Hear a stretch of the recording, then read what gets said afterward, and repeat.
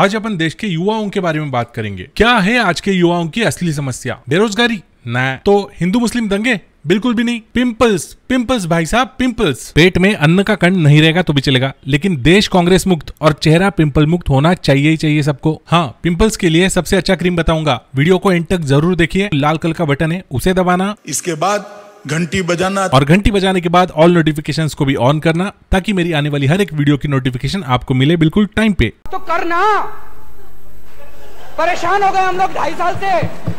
एक दिन medical counter पे एक लड़का आया, पता नहीं क्या खेल के आया था, क्रिकेट कबड्डी, एकदम पसीने से तरबदर था। बोला पिंपल्स के लिए कोई एक अच्छा सा क्रीम बताओ, सस्ता मजबूत टिकाऊ। मजाक नहीं कर रहा था भाई साहब, लेकिन उस बंदे का चेहरा धूल मिट्टी पोल्यूशन की वजह से इतना गंदा हुआ था ना कि उसे बोलने का मन कर रहा था कि क्रीम से पहले तुझे फेस वॉश की जरूरत है। फेस वॉश भी नहीं, हार्पिक दे रहे उसको। थोड़ी मर्यादा रखिए।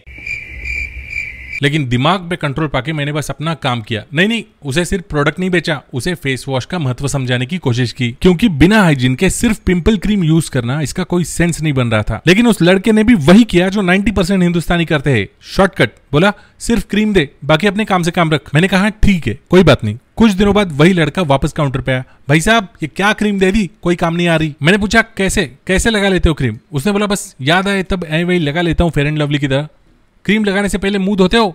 नहीं है तो नहीं है, मैं क्या करूं अभी। हाइजीन भाई साहब, प्राइमरी हाइजीन बहुत मैटर करती है पिंपल्स की ट्रीटमेंट में, क्योंकि पिंपल्स होते हैं बैक्टीरिया की वजह से। वैसे तो बैक्टीरिया हर तरफ होते हैं, लेकिन जहां धूल मिट्टी डर्ट पोल्यूशन ऑयल गंदगी होती है वहां पे बैक्टीरिया की ग्रोथ तेजी से होती है, इन्फेक्शन और तेजी से फैलता है। अपने चेहरे को पिंपल्स देने वाले बैक्टीरिया आखिर आते कहां से? सबसे मेजर रीजन है स्टडीज के मुताबिक अपने हाथ बैक्टीरिया से भरे पड़े रहते हैं, क्योंकि हम किसी भी काम करने के लिए हाथों का ज्यादा इस्तेमाल करते हैं।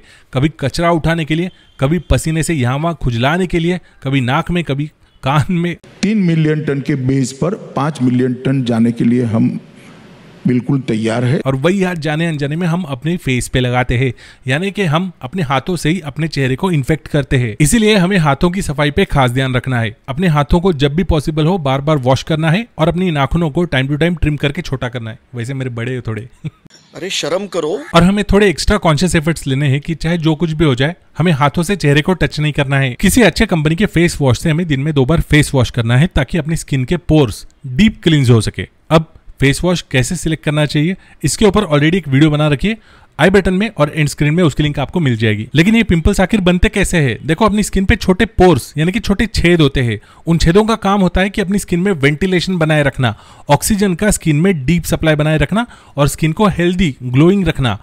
कुछ कारणों की वजह से उन छेदों में अगर धूल मिट्टी अटक जाती है ना, जिसकी वजह से वो छेद ब्लॉक हो जाते।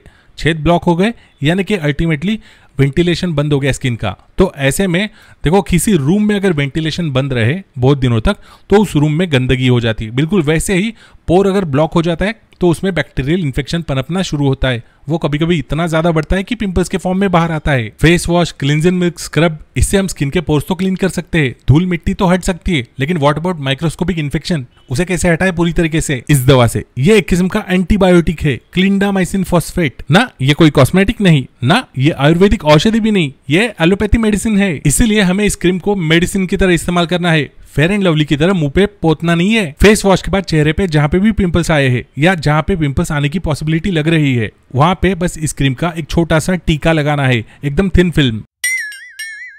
सेलुलर लेवल पे ये क्रीम बैक्टीरिया को पेनिट्रेट करके उसके अंदर का प्रोटीन सिंथेसिस बंद कर देता है, यानी कि जो प्रोटीन जिसके ऊपर बैक्टीरिया सर्वाइव कर रहा है, यानी कि बैक्टीरिया का खाना पानी बंद कर देता है, उसे भूखा मार देता है। अल्टीमेटली कुछ दिनों बाद बैक्टीरियल ग्रोथ रुक जाती है, पिंपल्स का इन्फेक्शन खत्म हो जाता है। सिर्फ एक पिंपल हो तो 5 दिनों में आपको फर्क दिखाई देता है। 4-5 पिंपल्स हो तो हमें 2 हफ्तों का टाइम देना पड़ता है। बहुत बड़े बड़े एक्ने, बहुत ज्यादा पिंपल्स हो तो ऐसे में हमें 8 हफ्तों तक का टाइम लग सकता है इस क्रीम को पूरा असर दिखाने में। पर एक बात तो पक्की है कि ये काम करता है। मैंने इसे पर्सनली बहुत बार इस्तेमाल किया है अपने टीनेज में। किसी एक कंपनी का क्रीम में प्रमोट नहीं करूंगा, क्योंकि मार्केट में बहुत कंपटीशन है। बहुत अलग अलग कंपनीज ये मॉलिक्यूल बनाती है। कुछ कंपनीज क्रीम फॉर्म में तो कुछ कंपनीज जेल फॉर्म में बनाती है। आप कोई भी यूज कर सकते हो। अगर आप कोई जेनेरिक मेडिसिन परचेस करते हो क्लिंडामाइसिन फॉस्फेट की, तो आपके लगभग 50% बच जाएंगे, यानी कि 50 रुपए तक ये क्रीम आपको मार्केट में मिल जाएगी। जो भी एंटी पिंपल क्रीम्स है अच्छी वाली, उनकी बेस्ट बाय लिंक्स में नीचे डिस्क्रिप्शन बॉक्स में देता हूं, उन लिंक्स पे आप क्लिक करके परचेस कर सकते हो। इस क्रीम का इस्तेमाल करते वक्त हमें 2 बातों का ख्याल रखना है। अगर आप इस क्रीम को स्पेसिफिकली अपने एक्नेस के गड्ढे भरने के लिए, यानी कि जो पिंपल स्कार्स होते हैं उन्हें भरने के लिए यूज कर रहे हो, तो मत खरीदो।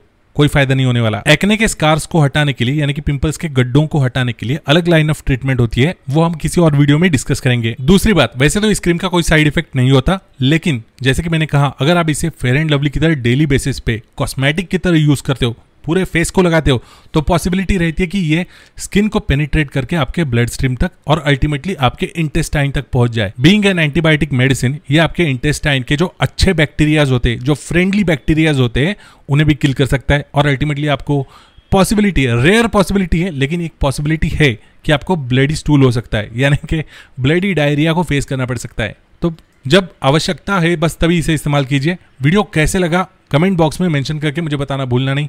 हो सके तो इस वीडियो को आपके दोस्तों के साथ शेयर करो, और बस सावधान रहो, सतर्क रहो, क्राइम पेट्रोल देखो। कुछ भी पता है बैड जोक, ऐसे बैड जोक हम लोग अक्सर मारते हैं। सब्सक्राइब नहीं किया अभी तक, प्लीज सब्सक्राइब कर दो। आपका हर एक सब्सक्रिप्शन, हर एक लाइक, हर एक शेयर बहुत मोटिवेट करता है और अच्छे अच्छे बैड जोक्स मारने के लिए। मिलते हैं आपसे ऐसे ही किसी फनी वीडियो में, तब तक के लिए बाय बाय। आपके दवा दारू का इंतजाम कर दिया, आपकी दारू का नहीं दवा का। वो एक आदमी खुश हो गया बड़ा।